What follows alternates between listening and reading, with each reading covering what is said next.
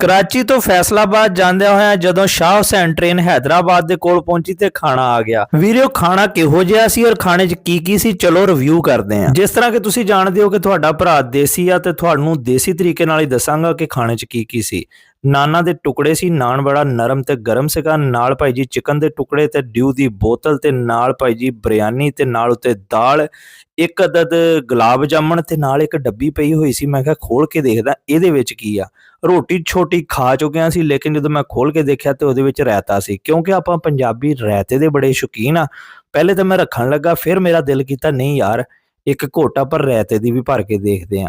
ਜਦੋਂ ਮੈਂ ਰਾਇਤੇ ਦੀ ਘੁੱਟ ਭਰੀ ਤੇ ਭਾਈ ਜੀ ਬੜਾ ਹੀ ਟੇਸਟੀ ਤੇ ਮਜ਼ੇਦਾਰ ਸੀਗਾ। ਰਾਇਤੇ ਤੋਂ ਬਾਅਦ ਕੋਲਡ ਡਰਿੰਕ ਤੇ ਕੋਈ ਨਹੀਂ ਪੀਂਦਾ, ਪਰ ਤੁਹਾਡੇ ਭਰਾ ਨੇ ਸਵਾਬ ਦਾ ਕੰਮ ਸਮਝ ਕੇ ਪੂਰੀ ਡਿਊ ਦੀ ਬੋਤਲ ਖਤਮ ਕਰ ਦਿੱਤੀ। ਸ਼ਾਹ ਹੁਸੈਨ ਦਾ ਖਾਣਾ ਤੇ ਬੜਾ ਮਜ਼ੇਦਾਰ ਸੀਗਾ, ਲੇਕਿਨ ਮਕਦਾਰ ਦੇ ਵਿੱਚ ਸਾਡੇ ਦੇਸੀ ਭਰਾਵਾਂ ਦੇ ਹਿਸਾਬ ਨਾਲ, ਖਾਸ ਤੌਰ ਤੇ ਤੁਹਾਡੇ ਭਰਾ ਆਰਜੋ ਅਮਰ ਗੁੱਜਰ ਦੇ ਹਿਸਾਬ ਨਾਲ ਥੋੜਾ ਸੀ। ਖਾਣਾ ਬੇਸ਼ੱਕ ਤੁਹਾਡੇ ਭਰਾ ਦੇ ਸਾਹਮਣੇ ਥੋੜਾ ਸੀ, ਪਰ ਡਿਊ ਦੀ ਬੋਤਲ ਪੀ ਕੇ ਇੰਨਾ ਕੁ ਸਕੂਨ ਹੋ ਗਿਆ ਕਿ ਡਿਊ ਦੀ ਬੋਤਲ ਤੋਂ ਬਾਅਦ ਤੁਹਾਡੇ ਭਰਾ ਨੂੰ ਹਲਕੀ ਜੀ ਨੀਂਦ ਆ ਗਈ। ਰਾਤ ਵੀ ਕਾਫੀ ਹੋ ਚੁੱਕੀ ਸੀ ਔਰ ਸਵੇਰ ਉੱਠ ਕੇ ਸੈਰੀ ਵੀ ਕਰਨੀ ਸੀ, ਇਸ ਵਾਸਤੇ ਤੁਹਾਡਾ ਭਰਾ ਸੌਂ ਗਿਆ। ਸੁੱਤਿਆਂ ਪਿਆਂ ਤੇ ਵੀਡੀਓ ਟਾਈਮ ਦਾ ਔਰ ਸਫ਼ਰ ਦਾ ਪਤਾ ਹੀ ਨਹੀਂ ਚੱਲਿਆ। ਇੰਨੀ ਦੇਰ ਨੂੰ ਦਰਵਾਜ਼ੇ ਤੇ ਦਸਤਕ ਹੋਈ ਤੇ ਰੇਲਵੇ ਦੇ ਮੁਲਾਜ਼ਮਾਂ ਨੇ ਆ ਕੇ ਕਿਹਾ ਕਿ ਭਾਈਜਾਨ ਸੈਰੀ ਦਾ ਟਾਈਮ ਹੋ ਚੁੱਕਿਆ, ਆਪਣਾ ਖਾਣਾ ਤੇ ਬਾਕੀ ਚੀਜ਼ਾਂ ਰਿਸੀਵ ਕਰ ਲਓ। ਕਿਉਂਕਿ ਤੁਹਾਡੇ ਭਰਾ ਨੂੰ ਪਹਿਲੇ ਵੀ ਖਾਣਾ ਥੋੜਾ ਲੱਗਾ ਸੀ, ਤੁਹਾਡਾ ਭਰਾ ਖਾਣਾ ਲੈ ਕੇ ਵੀ ਉੱਥੇ ਖਲੋਤਾ ਰਿਹਾ ਔਰ ਉਹਨਾਂ ਦੇ ਮੂੰਹ ਵੱਲ ਦੇਖਦਾ ਰਿਹਾ ਕਿ ਸ਼ਾਇਦ ਮੇਰੇ ਤੇ ਤਰਸ ਖਾ ਕੇ ਇੱਕ ਡੱਬਾ ਖਾਣੇ ਦਾ ਹੋਰ ਵੱਧ ਦੇ ਜਾਣ। ਖੈਰ ਖਾਣੇ ਦਾ ਡੱਬਾ ਤੇ ਉਹਨਾਂ ਨੇ ਵੱਧ ਨਹੀਂ ਦਿੱਤਾ, ਲੇਕਿਨ ਇੱਕ ਡੱਬੀ ਵੱਲ ਮੇਰਾ ਧਿਆਨ ਪਿਆ ਜਿਹੜੀ ਸਵੇਰ ਸੈਰੀ ਟਾਈਮ ਦੇਖ ਕੇ ਗਏ। ਉਹਦੇ ਵਿੱਚ ਮੈਂ ਕਿਹਾ ਖੋਲ ਕੇ ਦੇਖਦੇ ਕੀ ਆ।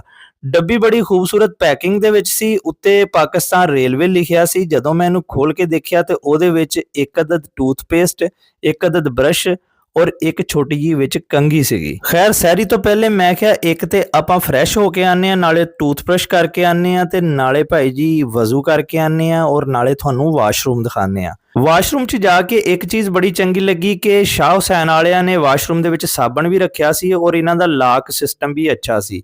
ਹਾਲਾਂਕਿ ਮੁxtਲਿਫ ਟ੍ਰੇਨਾਂ ਦੇ ਲਾਕ ਕੰਮ ਨਹੀਂ ਕਰਦੇ ਹੁੰਦੇ ਭਾਈ ਜੀ, ਧੱਕਾ ਲਾ ਕੇ ਖਲੋਣਾ ਪੈਂਦਾ ਆ। ਸ਼ਾਹ ਹੁਸੈਨ ਟ੍ਰੇਨ ਦੇ ਵਾਸ਼ਰੂਮ ਦੇ ਲਾਕ ਵੀ ਠੀਕ ਸੀਗੇ, ਇਸ ਤੋਂ ਇਲਾਵਾ ਲੋਟੇ ਵੀ ਸਾਫ਼ ਸੁਥਰੇ ਸੀ, ਟੂਟੀਆਂ ਵੀ ਨਵੀਆਂ ਸੀ ਔਰ ਸ਼ੀਸ਼ਾ ਵੀ ਸਾਫ਼ ਸੁਥਰਾ ਸੀਗਾ। ਇਸ ਤੋਂ ਇਲਾਵਾ ਜਿਹੜੇ ਦੋਸਤ ਥੱਲੇ ਬੈਠਣ ਨੂੰ ਪ੍ਰੈਫਰ ਨਹੀਂ ਕਰਦੇ, ਸੀਟ ਤੇ ਬੈਠ ਕੇ ਆਪਣਾ ਕੰਮਕਾਰ ਕਰਨਾ ਚਾਹੁੰਦੇ, ਉਹਨਾਂ ਵਾਸਤੇ ਸ਼ਾਹ ਹੁਸੈਨ ਦੇ ਵਿੱਚ ਸੀਟ ਵਾਲਾ ਵੀ ਫਲੈਸ਼ ਲੱਗਾ ਹੋਇਆ ਸੀ।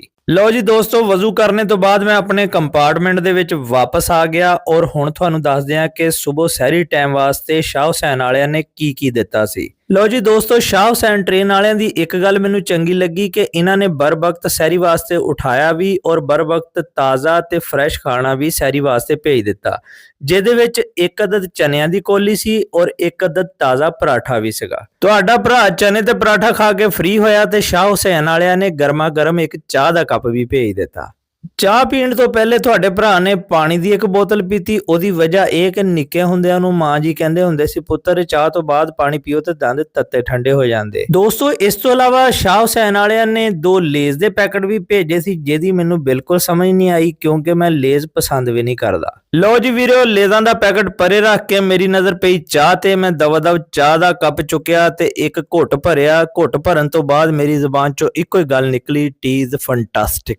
ਲਓ ਜੀ ਵੀਰੋ, ਜਿੱਦਾਂ ਹੀ ਚਾਹ ਦਾ ਐਂਡ ਕੀਤਾ ਤੇ ਨਾਲ ਹੀ ਸੈਰੀ ਦੇ ਟਾਈਮ ਦਾ ਵੀ ਐਂਡ ਹੋ ਗਿਆ। ਜਲਦੀ ਨਾਲ ਤੁਹਾਡੇ ਭਰਾ ਨੇ ਜਾ ਕੇ ਦੁਬਾਰਾ ਵਜ਼ੂ ਕੀਤਾ ਔਰ ਨਮਾਜ਼ ਪੜ੍ਹੀ। ਨਮਾਜ਼ ਪੜ੍ਹ ਕੇ ਜਦੋਂ ਦੇਖਿਆ ਤੇ ਭਾਈ ਜੀ ਦਿਨ ਚੜ੍ਹ ਚੁੱਕਿਆ ਸੀ। ਦੋਸਤੋ, ਸ਼ਾਹ ਹੁਸੈਨ ਵਾਲਿਆਂ ਨੇ ਨਮਾਜ਼ ਵਾਸਤੇ ਵੀ ਇੱਕ ਜਗ੍ਹਾ ਮੁਖਤਸ ਕੀਤੀ ਹੋਈ ਆ। ਨਮਾਜ਼ ਪੜ੍ਹ ਕੇ ਕੁਰਾਨ ਪਾਕ ਦੀ ਤਿਲਾਵਤ ਕਰਕੇ ਜਦੋਂ ਮੈਂ ਵਾਪਸ ਆਇਆ ਤੇ ਦਿਨ ਚੜ੍ਹ ਚੁੱਕਿਆ ਸੀ ਔਰ ਮੈਂ ਆਪਣੇ ਕੰਪਾਰਟਮੈਂਟ ਦੇ ਵਿੱਚ ਵਾਪਸ ਆ ਗਿਆ। ਕੰਪਾਰਟਮੈਂਟ ਦੇ ਵਿੱਚ ਵਾਪਸ ਆ ਕੇ ਇੱਕ ਤੇ ਮੈਂ ਕਿਹਾ ਹੁਣ ਥੋੜਾ ਜਿਹਾ ਆਰਾਮ ਕਰ ਲੈਂਦੇ ਆ, ਇੱਕ ਤੁਹਾਨੂੰ ਥੋੜਾ ਜਿਹਾ ਵਿਊ ਕਰਵਾ ਦਿੰਨੇ ਆ ਕਿ ਕੰਪਾਰਟਮੈਂਟ ਕਿਹੋ ਜਿਹਾ ਆ। ਸ਼ਾਹ ਹੁਸੈਨ ਦਾ ਕੰਪਾਰਟਮੈਂਟ ਤੇ ਸਾਫ਼ ਸੀ, ਲੇਕਿਨ ਖੁਸ਼ੀ ਦੀ ਗੱਲ ਇਹ ਵੀ ਸੀ ਕਿ ਸ਼ਾਹ ਹੁਸੈਨ ਦਾ ਪੱਖਾ, ਲਾਈਟ, ਏਸੀ ਹਰ ਚੀਜ਼ ਵਰਕਿੰਗ ਹਾਲਤ ਦੇ ਵਿੱਚ ਸੀ। ਦੋਸਤੋ, ਇਸ ਤੋਂ ਇਲਾਵਾ ਜਿਹੜੀ ਸਭ ਤੋਂ ਜ਼ਰੂਰੀ ਚੀਜ਼, ਮੋਬਾਈਲ ਦੀ ਚਾਰਜਿੰਗ ਪੋਰਟ ਵੀ ਠੀਕ ਕੰਮ ਕਰ ਰਹੀਆਂ ਸੀ। ਲਓ ਜੀ ਦੋਸਤੋ, ਇੱਕ ਸਵਾਲ ਜਿਹੜਾ ਮੇਰੇ ਹਰ ਭੈਣ ਭਰਾ ਦੇ ਜ਼ਿਹਨ ਦੇ ਵਿੱਚ ਹੋਏਗਾ ਕਿ ਕਰਾਚੀ ਤੋਂ ਫੈਸਲਾਬਾਦ ਸ਼ਾਹ ਹੁਸੈਨ ਟ੍ਰੇਨ ਕਿੰਨਾ ਕੁ ਲੇਟ ਕਰਦੀ ਆ।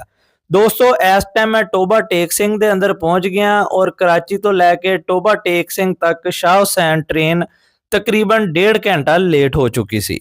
ਲੋ ਜੀ ਦੋਸਤੋ, ਕਰਾਚੀ ਤੋਂ ਫੈਸਲਾਬਾਦ ਪਹੁੰਚਦਿਆਂ ਟ੍ਰੇਨ ਤਕਰੀਬਨ ਪੌਣੇ 2 ਘੰਟੇ ਲੇਟ ਹੋਈ ਔਰ ਸ਼ਾਹ ਹੁਸੈਨ ਟ੍ਰੇਨ ਇੱਕ ਸਾਫ਼ ਸੁਥਰੀ ਟ੍ਰੇਨ ਆ। ਅਗਰ ਤੁਸੀਂ ਵੀ ਇੱਕ ਸਾਫ਼ ਸੁਥਰੀ ਟ੍ਰੇਨ 'ਚ ਸਫ਼ਰ ਕਰਨਾ ਚਾਹੁੰਦੇ ਹੋ ਤੇ ਸ਼ਾਹ ਹੁਸੈਨ ਦੇ ਉੱਤੇ ਸਫ਼ਰ ਕਰ ਸਕਦੇ ਹੋ, ਜਿਹੜੀ ਕਰਾਚੀ ਤੋਂ 7:30 ਤੇ ਰਵਾਨਾ ਹੁੰਦੀ ਆ। ਬਾਕੀ ਮੇਰੇ ਭਰਾਵਾਂ ਨੂੰ ਵਲੌਗ ਚੰਗਾ ਲੱਗਾ ਤੇ ਲਾਈਕ, ਕਮੈਂਟ, ਸ਼ੇਅਰ ਔਰ ਫੋਲੋ ਜ਼ਰੂਰ ਕਰ ਦਿਓ। ਸ਼ੁਕਰੀਆ, ਅੱਲਾ ਹਾਫਿਜ਼।